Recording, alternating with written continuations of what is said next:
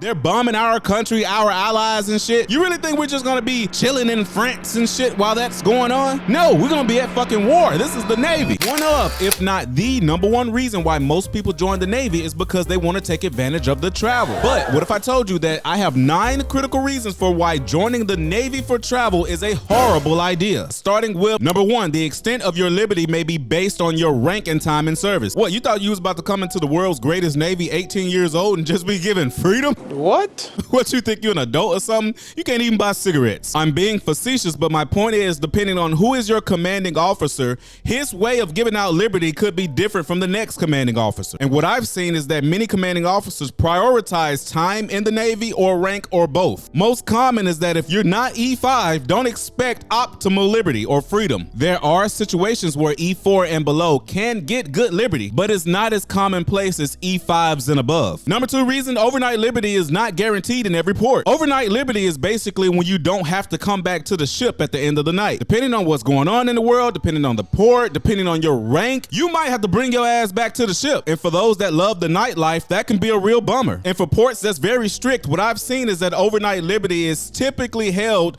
for those higher in rank. #3, many areas, most often the fun ones, are off limits. The Navy wants you to stay in the goody two-shoes ass area. Yeah, the areas where motherfuckers are licking fruit roll-ups off titties and shit, those areas typically are off limits, unless it's Thailand. But you get my point. The area where the wildest shit tends to happen tends to be off limits the most. In a way, it's kind of self-explanatory, but that's also a huge part of traveling. You want to see shit that you're not used to seeing in the United States. And unfortunately, if you really want to experience that, you're more than likely going to have to do it on the time frame that's not on the Navy's clock. #4, your liberty is often based off of what people in your department are doing. So in other words, think of your department as one tree. And on that tree, it has different branches called divisions. Though you guys are different divisions and do different jobs, you all work under the same tree. If one branch off of your tree fucks up, what tends to happen is that all of the branches get punished, which means you're relying on hundreds, if not thousands of people to all make good decisions. That way that you can actually enjoy your free time. Good luck with that. #5, canceled port visits are not uncommon. Don't be surprised if you know ahead of time where you're going to be visited and you're in the middle of the ocean and you've been out there for 30, 40, 45 days. You're fucking clapping your dick and shit and you're looking forward to finally pulling in. Then all of a sudden the galley starts serving you lobster, steak, and crab legs.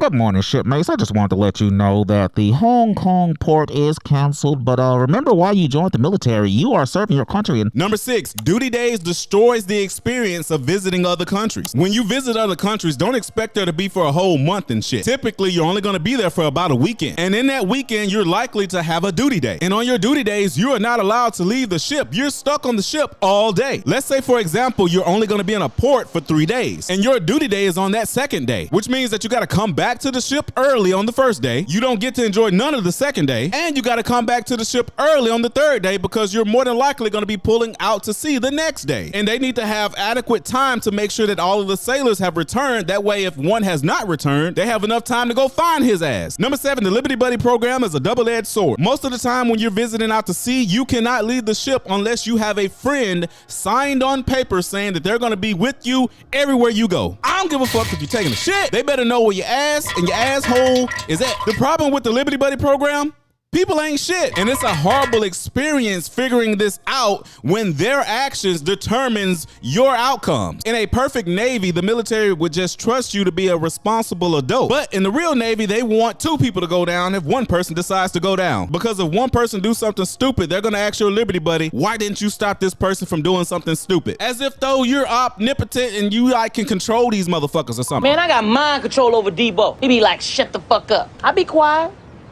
But when he leave, I be talking again. #8, restriction will destroy the rest of your deployment. You go on restriction when you fuck up. And believe it or not, it's not that hard to fuck up. Something as simple as being 2 minutes late to the ship due to reasons that were outside of your control will have your ass on restriction. And people that's on restriction not only have consequences to handle while they're on the ship out to sea, but once you pull into a port, your ass ain't going nowhere. Which again, if you joined the military for travel, that fucks up the whole reason that you joined the military. The next reason, depending on what's happening in the world, travel may not even be an option. Think of a country, whatever the country is. Imagine if that country just started hell around the world. They're bombing our country, our allies and shit. You really think we're just gonna be chilling in France and shit while that's going on? No, we're gonna be at fucking war. This is the Navy. The only traveling you're gonna be seeing is that ocean wave, that ocean wave and that missile that's headed right for us. Shit! I suppose it would only be fair if I gave you some legitimate reasons why travel in the military is a good thing. So let me know in the comment section below if you would like to see that. 9/11 the baby go. Thank you guys so much for joining the Go Farm. I will see you guys in the next video.